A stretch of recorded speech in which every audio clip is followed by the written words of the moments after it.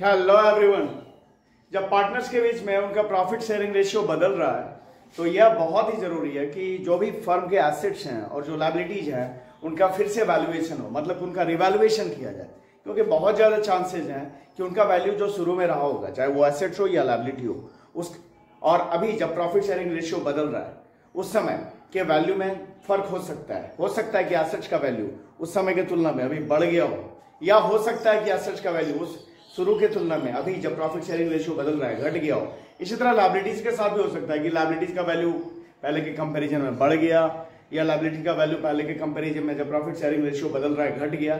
ये दोनों ही चांसेस हैं, तो इनका रिवैल्यूएशन किया जाना चाहिए, और रिवैल्यूएशन करने से जो भी प्रॉफिट या लॉस आए उसे सभी पार्टनर्स के बीच में उनके ओल्ड प्रॉफिट शेयरिंग रेशियो में बांट दिया जाना चाहिए। तो इस एसेट और लायबिलिटी के रिवैल्यूएशन से प्रॉफिट या लॉस का पता लगाने के लिए रिवैल्यूएशन अकाउंट बनाया जाता है। तो हम लोग सबसे पहले देखते हैं रिवैल्यूएशन अकाउंट का फॉर्मेट।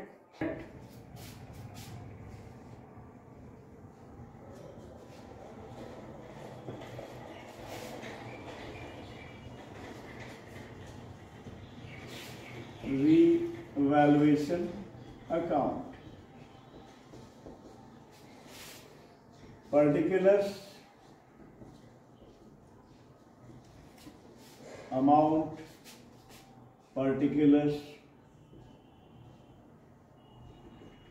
amount, ये डेबिट साइड, ये क्रेडिट साइड। अच्छा, रिवैल्यूएशन अकाउंट को profit and loss adjustment account भी बोलते हैं। और ये कौन सा अकाउंट है? तो रिवैल्यूएशन अकाउंट एक नॉमिनल अकाउंट है जिसके डेबिट में सारे नुकसान को दिखाते हैं और क्रेडिट में सारे फायदे को दिखाते हैं। तो भाई नुकसान क्या होगा, कब होगा?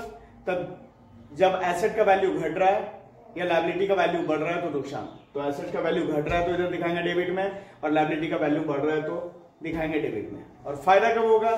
जब एसेट का वैल्यू बढ़ रहा है या लायबिलिटी का वैल्यू घट रहा है। तो क्रेडिट में हम जब एसेट का वैल्यू बढ़ रहा है तब दिखाएंगे, और जब लायबिलिटी का वैल्यू घट रहा है तब दिखाएंगे। तो इसमें क्या क्या रहता है ये देख लेते हैं। अगर एसेट का वैल्यू घट रहा है तो इस तरफ दिखाएंगे, जो भी एसेट रहेगा, लैंड रहे, प्लांट रहे, बिल्डिंग रहे, मशीनरी, जो भी एसेट रहेगा, टू एसेट अकाउंट डिक्रीज। अगर वो घट रहा है तो जितने से घट रहा है उतना दिखाएंगे। अगर एसेट का वैल्यू बढ़ रहा है तो फायदा हो रहा है तो उसे इस तरह दिखाएंगे, बाय एसेट अकाउंट। जितने से वो बढ़ रहा है, इंक्रीज, जितने से वो बढ़ रहा है उसे इस तरफ दिखाएंगे। ठीक है। और लायबिलिटी के केस में टू लायबिलिटी कब दिखाएंगे? तो लायबिलिटी को जब वो बढ़ रहा है, क्योंकि जब लायबिलिटी बढ़ रहा है तो नुकसान हो रहा है, तो जितने से वो बढ़ रहा है उसे डेबिट में दिखाएंगे। और जब लायबिलिटी घट रहा है तो फायदा हो रहा है तो उसे इस तरह दिखाएंगे, बाय लायबिलिटी। जो भी लायबिलिटी रहेगा उस लायबिलिटी को लिखेंगे लायबिलिटी अकाउंट। क्या? तो डिक्रीज। उसके बाद में अगर अनरिकॉर्डेड एसेट है तो फायदा है, यहां पे अनरिकॉर्डेड एसेट ये फायदा है, इधर दिखाएंगे। उसी तरह अगर अनरिकॉर्डेड लायबिलिटी है तो यहां दिखाएंगे अनरिकॉर्डेड लायबिलिटी। अब कि अगर कोई प्रोविजन हो रहा है, अभी किया जा रहा है, या उस प्रोविजन को बढ़ाया जा रहा है तो इस तरह दिखाएंगे, क्योंकि वो नुकसान है। तो टू प्रोविजन अकाउंट, या तो क्रिएट हो रहा है, क्रिएशन और इंक्रीज। ठीक है। अगर प्रोविजन अभी क्रिएट कर रहे हैं, नया प्रोविजन बना रहे हैं, तो या जो प्रोविजन पहले से है उसे और बढ़ाया जा रहा है उस प्रोविजन को, तो इस तरफ, क्योंकि ये नुकसान है।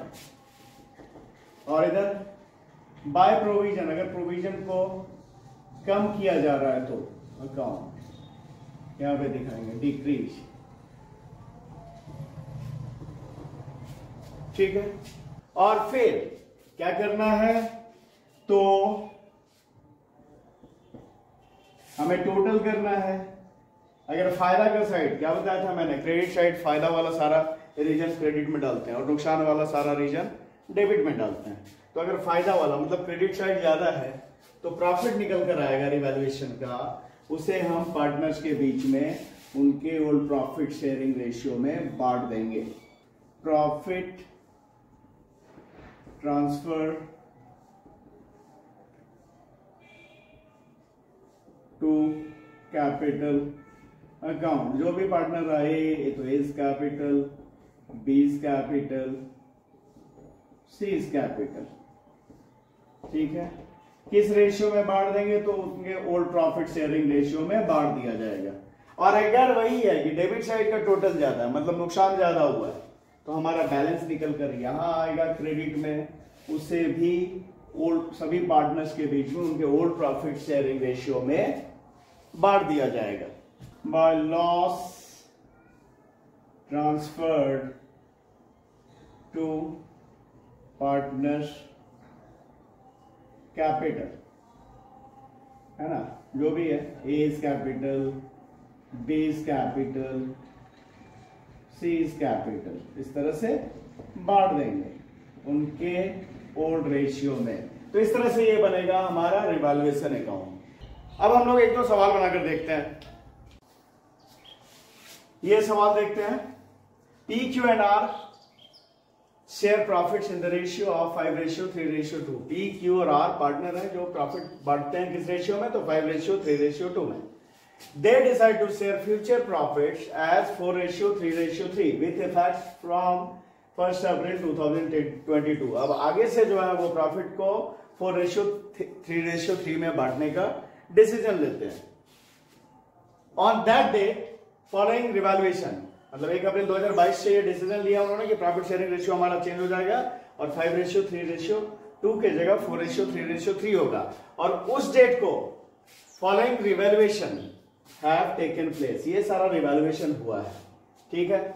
जैसे प्लांट एंड मशीनरी 50,000 का था 40,000 हो गया, लैंड एंड बिल्डिंग 80,000 का था 1 लाख का हो गया, इन्वेस्टमेंट हमारा 44,000 का था अब वो 50,000 का हो गया, और सन्डी डेटर्स 1,20,000 का था वो 1 लाख का हो गया, ट्रेड क्रेडिटर्स 1,40,000 का था 1,20,000 का हो गया, और आउटस्टैंडिंग एक्सपेंसेस 11,200 का था वो 12,000 हो गया। इस तरह से रिवैल्यूएशन हुआ है। Partners agreed that revised value of asset and liabilities are to be recorded in the books। और पार्टनर एग्री है कि जो रिवाइज वैल्यू है उसे ही बुक में अब दिखाना है। तो हमें रिवैल्यूएशन अकाउंट बनाना है पहले।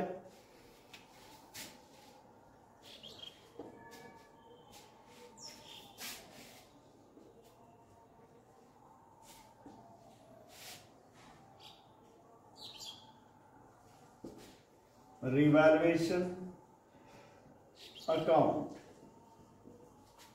Debit side, credit side, particulars, amount, particulars, amount, ठीक है। क्या बताया है? बताया ये है कि जो भी फायदा होगा इस तरफ मतलब और जो नुकसान होगा इस तरफ। तो फायदा कब होगा? जब एसेट्स का वैल्यू बढ़ रहा हो तो, या लायबिलिटी का वैल्यू घट रहा है तो। और नुकसान कब होगा? जब एसेट्स का वैल्यू घट रहा हो या लायबिलिटी का वैल्यू बढ़ रहा हो, ठीक है। तो देखते हैं एक करके।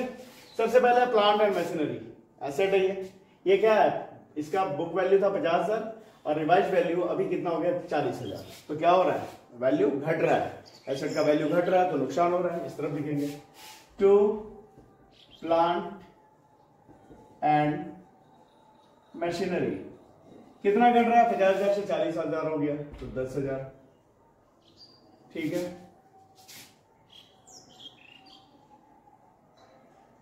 उसके बाद है लैंड एंड बिल्डिंग, ये भी एसेट है।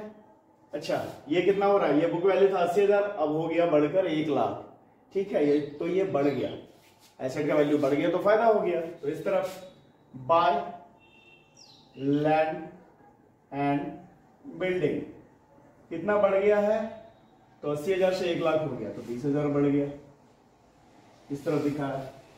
उसके बाद में आगे आते हैं इन्वेस्टमेंट। इन्वेस्टमेंट भी एसेट ही है। ये क्या हो रहा है भाई? तो ये 44,000 था अब 50,000 हो गया तो ये भी बढ़ गया, है ना। कितने से बढ़ गया? 6,000 से। तो एसेट बढ़ गया तो फायदा हो गया। तो इस तरफ बाय इन्वेस्टमेंट अकाउंट। कितना बढ़ गया? 44,000 से 50,000, तो 6,000। उसके बाद आगे आते हैं सन्ड्री डेटर्स। अच्छा डेटर्स ये भी एसेट है। ये क्या हो रहा है? तो बुक वैल्यू था 1,20,000 और घट कर हो गया 1,00,000, तो ये घट गया, एसेट घट गया तो नुकसान। तो इस तरफ टू सन्ड्री डेटर्स कितना घट गया है भाई? तो 1,20,000 का था, अब 1,00,000 का हो गया, तो 20,000 घट गया। से इस तरफ दिखा दिया। उससे आगे आते हैं क्रेडिटर्स, ट्रेड क्रेडिटर्स। ये लायबिलिटी है। ये था 1,40,000 इसका बुक वैल्यू था, अब हो गया 1,20,000। तो लायबिलिटी घट रहा है, लायबिलिटी घट रहा है तो फायदा। तो इस तरफ बाय ट्रेड क्रेडिटर्स कितना घट रहा है लायबिलिटी? 1,40,000 से 1,20,000 हुआ, मतलब 20,000 घट गया, यहां दिखा दिया। उसके बाद आउटस्टैंडिंग एक्सपेंसेस, ये भी लायबिलिटी है, खर्च जो बाकी है, तो लायबिलिटी यही है। ये क्या हो रहा है? 11,200 का था, 12,000 हो गया, ये बढ़ गया। आउटस्टैंडिंग एक्सपेंसेस एक लायबिलिटी, ये बढ़ रहा है तो नुकसान हो रहा है। तो इस तरफ टू आउटस्टैंडिंग एक्सपेंसेस, ये कितना से बढ़ गया? 11,200 से 12,000 हो गया, तो 800 बढ़ गया, तो यहां पे दिखा दिया। अब क्या करेंगे? इसका करेंगे हम टोटल। तो किस तरफ ज्यादा है? ज्यादा क्रेडिट में है। कितना है? 46,000 क्रेडिट का टोटल। तो उसी टोटल को इस तरफ भी लिखा। अब इधर वाला जो भी सारा इससे 46,000 से हम डिडक्ट करेंगे तो हमारा रिवैल्यूएशन का प्रॉफिट निकल जाएगा। तो घटाकर ये आएगा 15,200। क्या किया? इस टोटल को किया, इसमें से इसी टोटल को यहां पे लिखा, इसमें से ये सारा जो है घटा दिया, रिडक्ट किया, तो आ गया 15,200। ये रिवैल्यूएशन का प्रॉफिट है क्योंकि क्रेडिट साइड ज्यादा आया। ठीक है, तो जो अगर डेबिट साइड ज्यादा आता तो हमारा बैलेंस गिरता है, इस तरफ वो लॉस होता है ना। तो ये तो प्रॉफिट है 15,200 का। इसे तीनों पार्टनर्स के बीच में, 3 पार्टनर है पी, क्यू और आर, उनके बीच में उनके ओल्ड प्रॉफिट शेयरिंग रेशियो में बांट दिया जाएगा। To profit transferred to partners capital account. कौन कौन है भाई पार्टनर? तो P, P's capital, Q's capital, R's capital. इस रेशियो में बांटेंगे तो 5:3:2 ओल्ड रेशियो में बांटना है। तो 5/10, 3/10, 2/10। तो 5/10 जो 15,200 का होगा कितना होगा? 7,600। ठीक है, और 3/10 होगा 4,560 और 2/10 होगा 3,040। इस तरह से ये 15,200 रुपया तीनों पार्टनर्स के बीच में उनके ओल्ड प्रॉफिट शेयरिंग रेशियो में बांट दिया गया। ठीक है, तो ये बना एक हमारा रिवैल्यूएशन अकाउंट। एक और सवाल देखते हैं, ये अगला सवाल।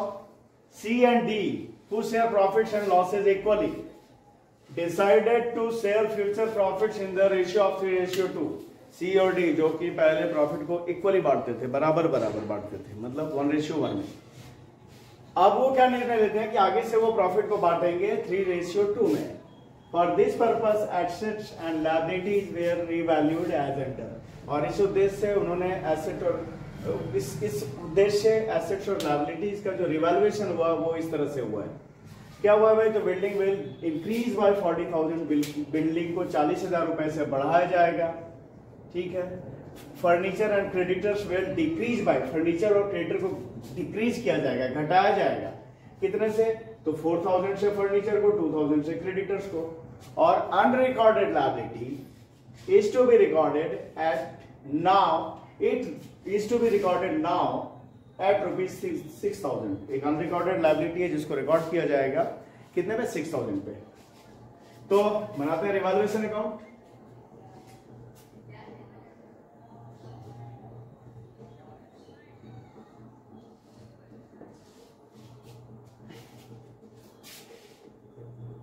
Revaluation debit side, credit side, particular amount, particular amount. क्या है? फायदा को दिखाना है क्रेडिट में और नुकसान को दिखाना है डेबिट में। फायदा कब होगा? जब एसेट का वैल्यू बढ़ गया या लायबिलिटी का वैल्यू घट गया, और नुकसान कब होगा? जब एसेट का वैल्यू घट गया या लायबिलिटी का वैल्यू बढ़ गया।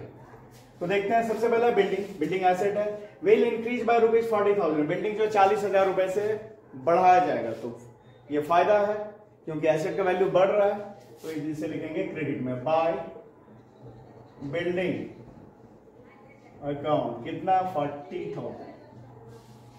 उसके बाद में है फर्नीचर और क्रेडिटर। फर्नीचर और creditor will decrease by ₹4,000 and ₹2,000। मतलब फर्नीचर को 4,000 से घटाया जाएगा और क्रेडिटर को 2,000 से घटाया जाएगा। तो भाई फर्नीचर एसेट है, एसेट घटेगा तो नुकसान है, तो उसे इस तरफ टू फर्नीचर अकाउंट कितना घटाया जाएगा? 4,000। तो ये नुकसान है, डेबिट में लिखा।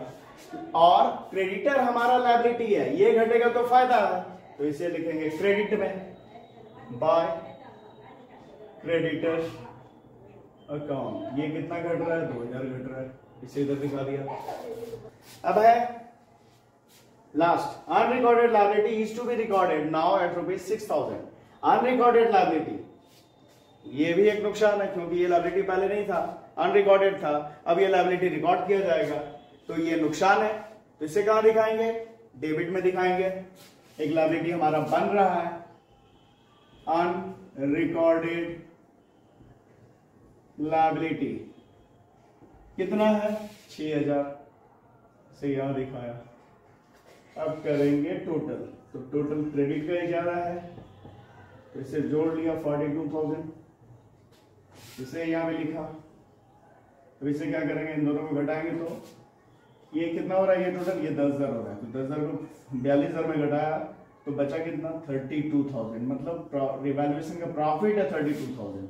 इस प्रॉफिट को दोनों पार्टनर्स के बीच में उनके ओल्ड प्रॉफिट शेयरिंग रेशियो जो कि बराबर बराबर का है में बांट दिया जाएगा। To profit transferred to partners capital लिखता हूं। कौन कौन है पार्टनर? सी और डी। तो सी इज कैपिटल और डी इज कैपिटल, बराबर बराबर बांटना है, तो 32,000 को बराबर बराबर बांटा तो 16,000 इस तरह से ये 32,000 बढ़ गया। ये बन गया रिवैल्यूएशन अकाउंट। तो इस वीडियो में इतना ही। अगर वीडियो पसंद आ रहा है तो इन्हें लाइक करें, चैनल को सब्सक्राइब करें। Thank you.